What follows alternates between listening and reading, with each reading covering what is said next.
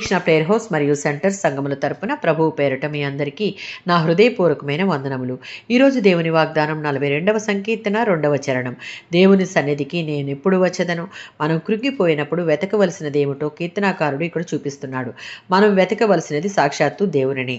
విశ్వాన్ని సృష్టించిన వారితో వ్యక్తిగత అనుభవం కలిగి ఉండడం అనేది ఈ ప్రపంచం కంటే మనం సంపాదించుకోగలిగిన దానికంటే విలువైనది. అదే దేవుని సన్నిధి.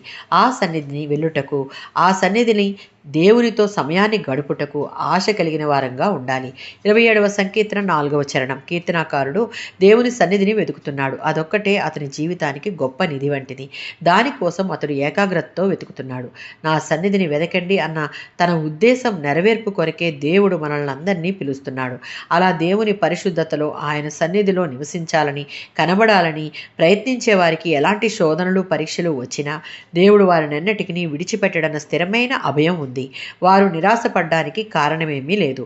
దేవుని మంచితనం వారి కోసం ప్రత్యేకంగా ఉంది. 84వ సంకీర్తన 2వ చరణం.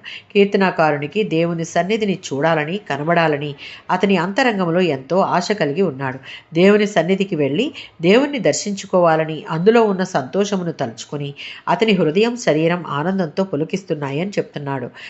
విశ్వాసులంగా మన కోసం సమస్తము దాచి ఉంచిన వాటిని స్వతంత్రించుకున్నటకు దేవుని సన్నిధి ఎడల ఆశ కలిగి అక్కడ ఆనందించుటకు ఇష్టపడాలి. ఆయన సన్నిధిని కనబడే వారిని ఆయన లక్ష్యపెట్టి ఆశీర్వదిస్తాడు. ఆమేన్.